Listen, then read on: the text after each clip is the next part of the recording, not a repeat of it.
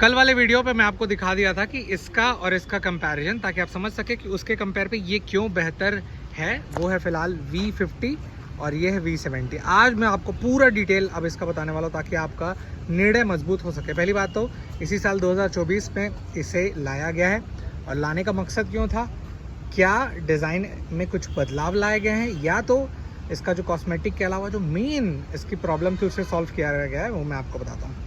तो जितने भी कमर्शियल सेगमेंट के भाई लोग हैं, अगर बिज़नेस में एंट्री करना चाहते हैं तो ये उनके लिए फ़ायदेमंद साबित होगा।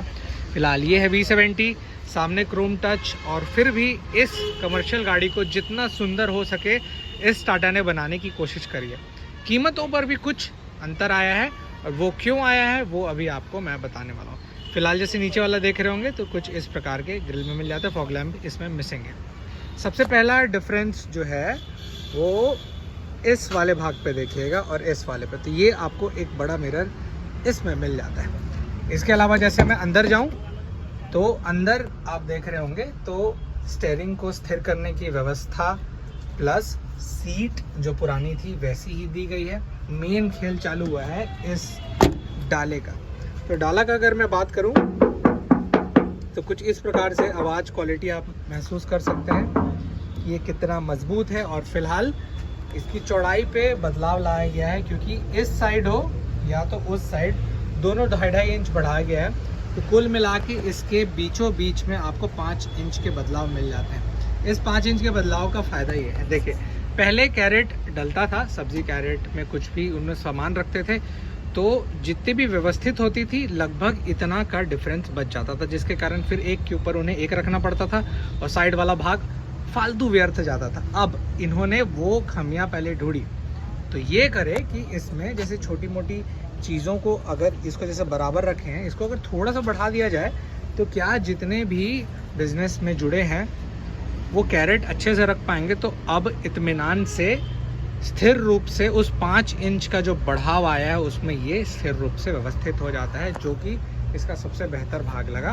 वहीं पर जैसे पीछे से देख रहे होंगे तो ये काफ़ी चौड़ा अब दिख रहा है, क्योंकि 5 इंच का पूरा बदलाव आया ना। भले एक साइड से वो सिर्फ 2.5 इंच है, पर दोनों साइड जोड़ के जो 5 इंच हुआ है इसके कंपेयर पे आप नोटिस कर रहे होंगे अब ये काफ़ी चौड़ा आपको डाला मिल जाता है। तो इसका क्या क्या चेंज हुआ है, तो पहले इसमें 1700 पेलोड कैपेसिटी, 1500 सॉरी इसका आता था V50 का, और अब V70 का 1700 पेलोड कैपेसिटी आ गया है।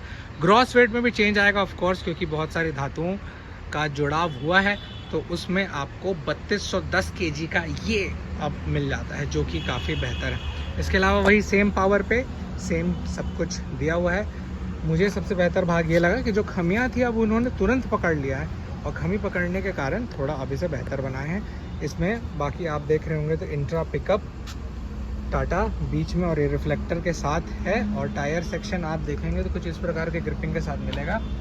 ये है फिलहाल ग्रिप, और अगर आप बोलेंगे कि कौन सा मिलता है तो अपोलो के आपको टायर्स मिलते हैं 215 बाय 17 R15 इंच के, इसमें सेक्शन मिल जाते हैं रिम के साथ। साथ ही साथ अंदर का इंटीरियर जो मैं पहले दिखा दिया था, एक छोटा सा चीज़ मैं छूट गया था वो मैं आपको बता देता हूँ। इसका जो कुशन है वो कंपैरेटिवली सॉफ्ट अच्छा लगा मुझे, काफ़ी लंबे समय के बैठ के जाने के लिए आसानी होता। पर फिर भी मेरा मानना है कि अगर आप लंबे समय के लिए चला रहे हैं और इसमें हल्की सी दिक्कत हो रही है, तुरंत इस पर और गद्दा जोड़ लीजिएगा बिना किसी टेंशन के, और इत्मीनान से आपको थोड़ा राहत मिल सकेगा। अदरवाइज़ कंफर्ट के हिसाब से ठीक ठाक इन्होंने ताम झाम ना करते हुए काला रंग पूरा रखा गया है। और ये वेरिएंट आप देख रहे हैं ये यूरिया इनपुट के साथ मिलता है। तो फिलहाल अगर इसका आप तय रूप गिने तो इसका कीमत 35 से 40 हज़ार बढ़ा है। मेरे सिटी पे इसकी कीमत जा रही है 11,32,000 रुपये। आपके सिटी में डेफिनेटली थोड़ा बहुत वेरी करेगा, पर इस कीमतों पर ये एक सटीक साबित होगा। आपको कितना बेहतर लगा कमेंट डाउन करें।